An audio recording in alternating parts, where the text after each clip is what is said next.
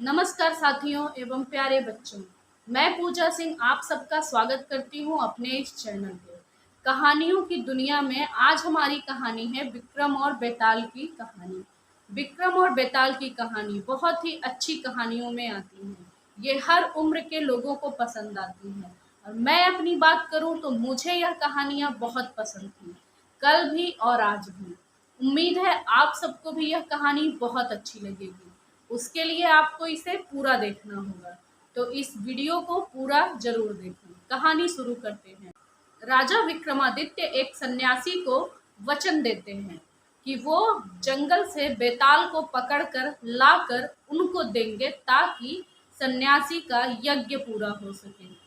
अब विक्रम जंगल जाते हैं। बेताल जो कि एक भूत होता है, एक आत्मा होती है, उसे खोजकर अपने कंधे पर लेकर आने लगते हैं। जो बेताल होता है वो विक्रमादित्य से कहता है, राजन, मैं तुम्हें, रास्ता इतना लंबा है इसलिए मैं तुम्हें एक कहानी सुनाता हूँ, पर शर्त यह है कि तुम्हें अपने मुंह से कुछ बोलना नहीं है और हर कहानी के अंत में मैं तुमसे एक सवाल पूछूंगा। अगर उसका उत्तर तुम्हें आता है और तुमने उसका जवाब नहीं दिया तो मैं तुम्हारा गर्दन भी काट दूंगा। विक्रमादित्य मान जाते हैं। बेताल कहानी शुरू करता है। सालों पहले गंगा किनारे धर्मपुर नामक एक गांव था। गांव में गजानन नाम के ब्राह्मण का परिवार था। गजानन के परिवार में गजानन, उसकी पत्नी, उसकी एक बेटी और उसका एक बेटा था। उसकी बेटी बहुत ही गुणवान और बहुत सुंदर थी। उस अब उसकी बेटी की उम्र हो गई थी शादी की, तो उसका पूरा परिवार मिलकर उसके लिए सही और उसके लायक लड़का ढूंढने में लग गए थे। एक दिन गजानन को पास के गांव में पाठ के लिए जाना होता है और उसका भाई व्यापार के लिए शहर चला जाता है। घर पे माँ और बेटी अकेले थी। तभी एक लड़का उनके घर आता है और वह उनसे कुछ दिन रहने की अनुमति मांगता है। लड़का इतना अच्छा था, सुंदर, सुशील और उसका व्यवहार बहुत अच्छा था। लड़की की माँ को वह बहुत अच्छा लगता है। लड़की की माँ उसका बहुत स्वागत सत्कार करती है और उससे अपने लड़की की शादी का वचन दे देती है। इधर ब्राह्मण जहाँ पाठ के लिए गया हुआ था, उस सेठ का एक लड़का था जिससे ब्राह्मण पिता बहुत प्रभावित हुआ। उसने भी उस लड़के से अपनी बेटी की शादी का वचन दे देता है, वादा कर देता है शादी का।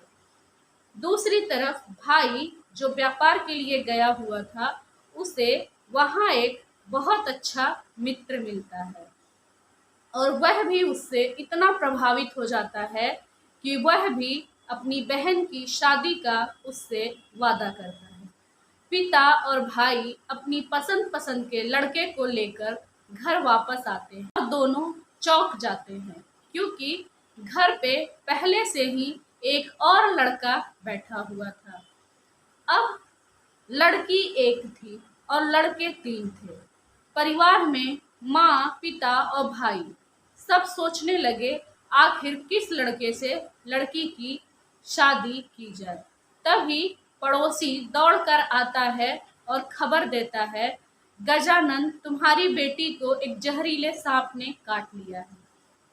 पूरा परिवार दौड़कर वहां जाता है। तब तक लड़की की मौत हो चुकी थी।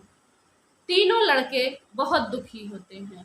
परिवार के सभी लोग और लड़के मिलकर उस लड़की का अंतिम संस्कार क्रियाकर्म करते हैं।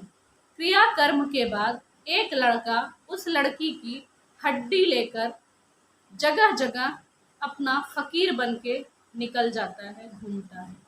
एक लड़का उसकी राख की पोटली बनाकर शमशान में ही झोपड़ी बनाकर रहने लगता है और तीसरा लड़का उसके गम में इतना दुखी और उदास होता है कि वो योगी बनकर देश और विदेश घूमने लगता है। कुछ दिनों के बाद जो तीसरा लड़का था, जो योगी बन गया था, वो घूमते घूमते एक तांत्रिक के घर पहुंचता है। तांत्रिक योगी को देखकर बहुत खुश होता है और उससे विनम्र निवेदन करता है कि आप कुछ दिन हमारे घर रुक जाइए। योगी मान जाता है।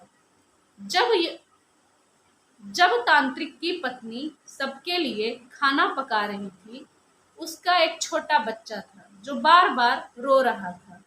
बार बार चुप कराने के बाद भी वो शांत नहीं हो रहा था।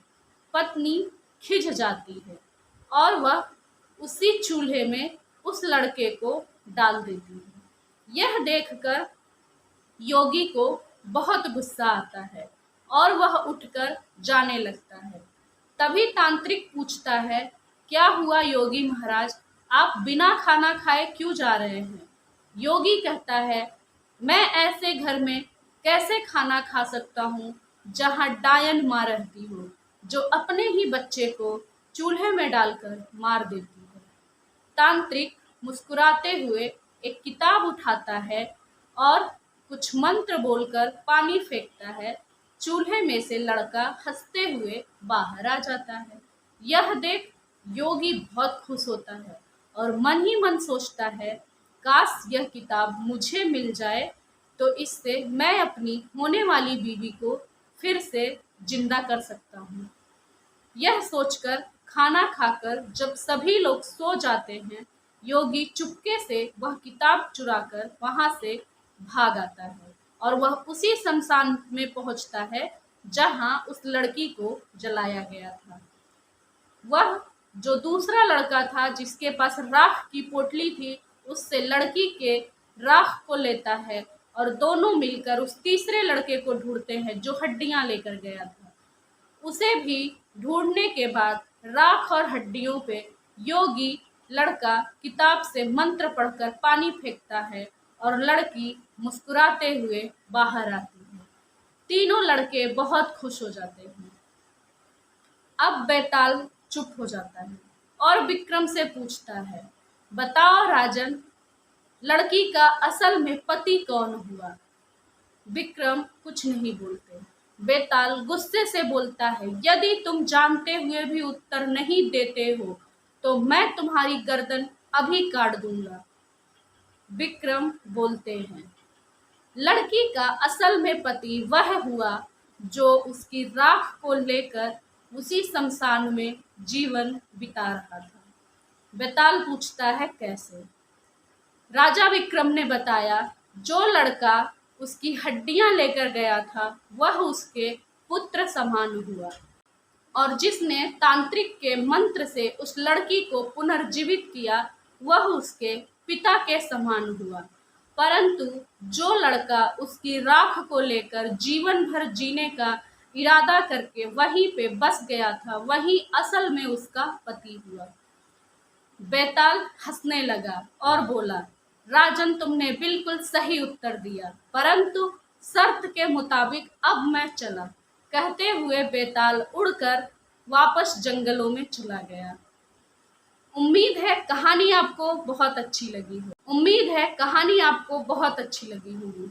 अगर कहानी अच्छी लगी है तो वीडियो को लाइक, चैनल को सब्सक्राइब और शेयर, और हाँ, कमेंट जरूर कीजिएगा कि आपको हमारी कहानी कैसी लगती है।